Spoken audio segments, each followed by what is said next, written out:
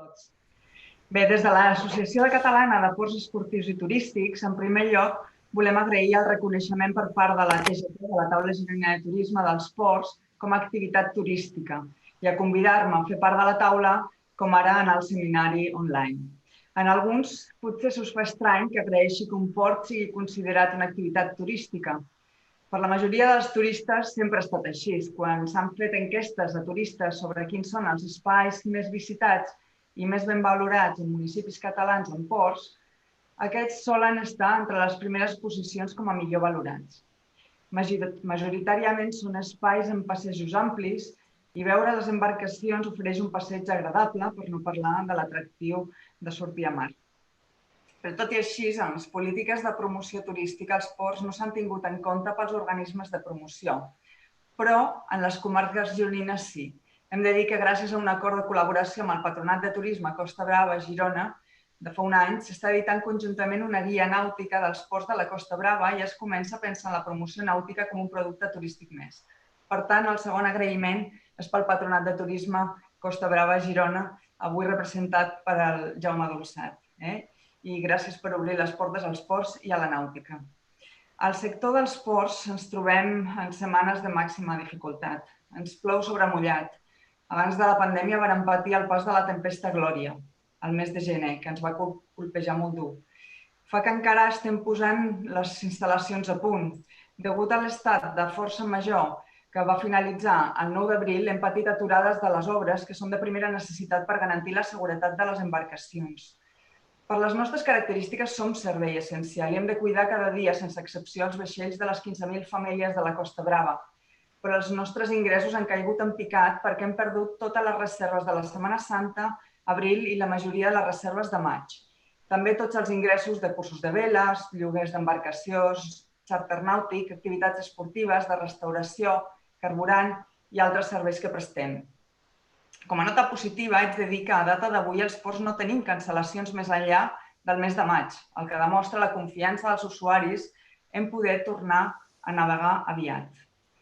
Sabem que a partir del proper dilluns s'inicia la primera fase de desconfinament fora de l'àmbit laboral. Sabem que els nens podran començar a sortir al carrer acompanyats d'un adult i estem pendents de la publicació de la resta de mesures que s'adoptaran. Suposem que seguidament s'obriran recintes i establiments avui tancats i que la població podrà començar a fer algunes activitats, sempre complint les mesures de seguretat que ens dictin. Els ports són espais on es concentra una diversitat d'activitats i entenem que no totes es permetran obrir al mateix temps perquè són de més o menys risc en relació al contagi de la Covid-19. Per exemple, es té que saber diferenciar el que és l'activitat de lleure nàutic del que és la competició esportiva. El lleure nàutic és una activitat que en la gran majoria es fa a nivell individual o familiar. La competició nàutica, com pot ser una regata de veles, sí que agrupa més gent.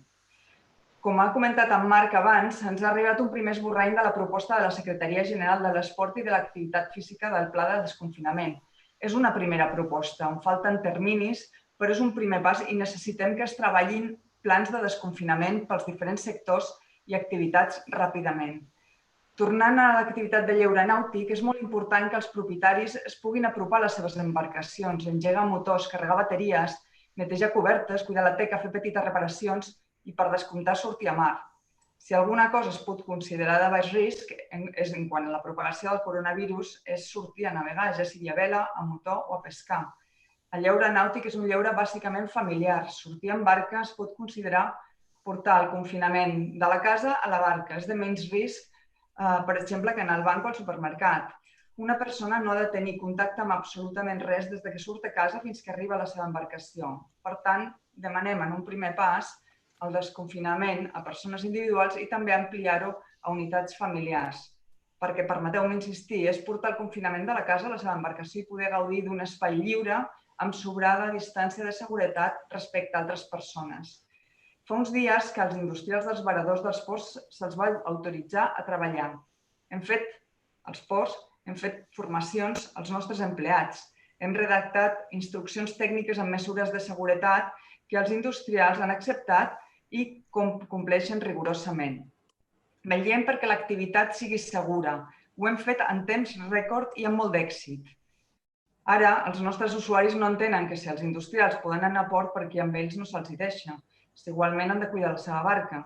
Els usuaris veuen que és una activitat a l'aire lliure i sense contacte amb altres persones, no perceben cap risc de contagi, no ho entenen. Reclamem posar tot l'esforç en fer un desconfinament àgil, segur i planificat en temps. Pel dia 26 ja tenim un primer pas. Reclamem que es permetin les activitats controlades a l'aire lliure com a primera mesura també. És una gran oportunitat i necessitat per millorar l'estat anímic de les persones que ja portem un mes i mig confinats i també en el cas dels ports per assegurar que les embarcacions estiguin ben mantingudes. Les entitats i empreses necessitem un pla amb terminis per organitzar-nos en la implantació de mesures de seguretat, fer les formacions pertinents als nostres equips, fer previsions econòmic-financeres i prendre decisions en la gestió fins que tornem a la situació de normalitat total.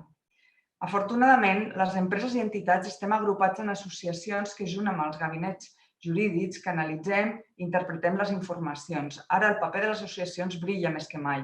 Estem rebent una allau d'informes, d'informacions per molts mitjans que hem de filtrar i al mateix temps, respecte a la gestió de les nostres empreses i entitats, tenim molta desinformació.